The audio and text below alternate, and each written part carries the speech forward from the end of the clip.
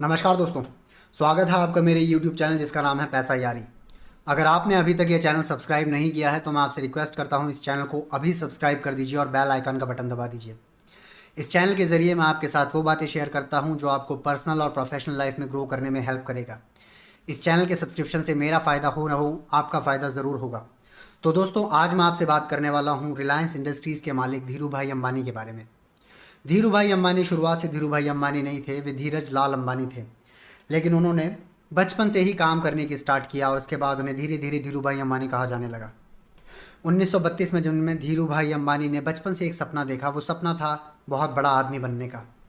वही सपना आज रिलायंस इंडस्ट्रीज़ के तौर पे हिंदुस्तान की सबसे बड़ी कंपनी है।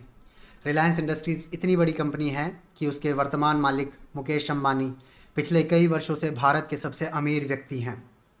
रिलायंस आज की तारीख में पेट्रोकेमिकल्स, कम्युनिकेशंस, पावर, टेक्सटाइल और न जाने किन किन चीज़ों में भारत को बहुत हेल्प कर रहा है। एक क्लर्क के तौर पर जीवन की शुरुआत करने वाले धीरू भाई अंबानी ने अपनी पहली कंपनी में व्यापार सीखा। 1958 में वो वापस मुंबई आए और मुंबई में आने के बाद उन्होंने मसालों का काम स्टार्ट किया। मसालों की कंपनी का नाम रखा गया रिलायंस कॉमर्शियल कॉरपोरेशन। यहाँ से दोस्तों धीरू भाई अंबानी ने एक चीज़ अपनी गांठ बांध रखी थी कि हमें हाई क्वालिटी प्रोडक्ट देना है, चाहे इसके लिए हमें प्रॉफिट कम हो। दोस्तों, यही एक बड़े व्यापार, बड़े कंपनी, बड़े आदमी का सीक्रेट होता है कि आप क्वालिटी से समझौता नहीं करते, अपने व्यापार करने के ट्रिक्स के साथ समझौता नहीं करते।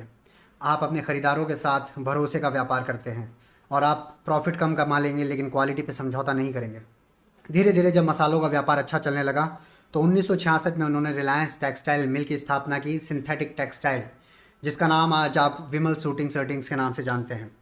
जब ये कपड़े का कारोबार भी चल निकला, धीरे धीरे उन्होंने एक्सपैंड किया पेट्रोकेमिकल्स, प्लास्टिक्स और पावर जनरेशन।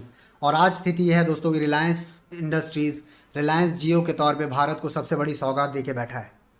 1977 में दोस्तों जब भारत सरकार के अधीन बैंकों ने धीरू भाई अंबानी को पैसा देने से मना कर दिया। आज की तारीख में बहुत सारे बैंक हैं जो आपको फंडिंग दे सकते हैं, लेकिन 1994 से पहले भारत में प्राइवेट बैंक्स नहीं हुआ करते थे और अगर आपको फंडिंग चाहिए होती थी तो सरकारी बैंकों से ही लेनी पड़ती थी। 1977 में धीरू भाई अंबानी ने सरकारी बैंकों से पैसा मांगा लेकिन उन्होंने इस चीज़ के लिए मना कर दिया। तो धीरू भाई अंबानी ने अपने समय से आगे जाते हुए अपनी कंपेरेटिवली छोटी कंपनी को बड़ा दांव खेलकर पब्लिक लिस्ट करा दिया। पब्लिक लिस्ट होने का मतलब दोस्तों उनका सेंसेक्स, NSE, BSE पर शेयर खरीदा और बेचा जा सकता था। इसी को कहते हैं पब्लिक लिस्ट कराना। इसके बाद रिलायंस इंडस्ट्रीज़ ने कभी पीछे मुड़कर नहीं देखा। समय समय पर उन्होंने अपने शेयर होल्डर्स को बहुत डिविडेंड दिया। समय समय पर उन्होंने इतना मुनाफा कमाया कि एक समय आया कि उन पर कानून और अफसरों की सांठगांठ का आरोप लगा, जिससे भारत सरकार को नुकसान भी होने की संभावनाएं बताई गई। लेकिन रिलायंस इंडस्ट्रीज़ के शेयर होल्डर्स का भरोसा नहीं टूटा दोस्तों। ये धीरू भाई अंबानी की काबिलियत ही थी कि शेयर होल्डर्स ने उन पर लगातार भरोसा किया और शेयर मार्केट को आम आदमी तक पहुँचाने का श्रेय भी धीरू भाई अंबानी को दिया जाता है। आज हम कंपेयर करते हैं कि अमेरिका में 55% लोग स्टॉक मार्केट में इन्वेस्ट करते हैं, बजाय भारत के जहाँ सिर्फ 3.5% लोग शेयर मार्केट में इन्वेस्ट करते हैं। ये 3.5% भी रिलायंस इंडस्ट्रीज़ या यूँ कहें धीरू भाई अंबानी की ही देन है दोस्तों। एक समय था दोस्तों जब एनुअल जनरल मीटिंग रिलायंस की हज़ारों की संख्या में लोग शामिल हुआ करते थे। यहाँ तक कि कई बार इनकी AGM स्पोर्ट्स स्टेडियम्स में हुई। जितने लोग सभा में होते थे, जितने लोग मीटिंग में होते थे, उससे कई हज़ार ज़्यादा लोग TV पर इस एनुअल जनरल मीटिंग को देख रहे होते थे। अगर आप ध्यान देंगे तो अभिषेक बच्चन की फिल्म गुरु लूजली धीरू भाई अंबानी के चरित्र धीरू भाई अंबानी के स्टार्टिंग करियर पर भी टिकी हुई है। दोस्तों, धीरू भाई अंबानी ने रिलायंस इंडस्ट्रीज़ बनाने से पहले एक ड्रीम देखा था। वो ड्रीम ये था कि जब वो पेट्रोल पंप पर काम कर रहे थे तो उन्होंने एक दिन सोचा था कि मेरी खुद की अपनी रिफाइनरी होगी। एक बहुत छोटे पद से बहुत बड़े ड्रीम तक उनका सफ़र 1999 में उन्होंने अपनी पहली रिफाइनरी का उद्घाटन करके किया।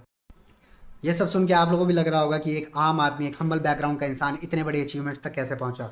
दोस्तों, इस सब के पीछे सिर्फ एक चीज़ है, वो है धीरू भाई अंबानी की मेहनत और विजन।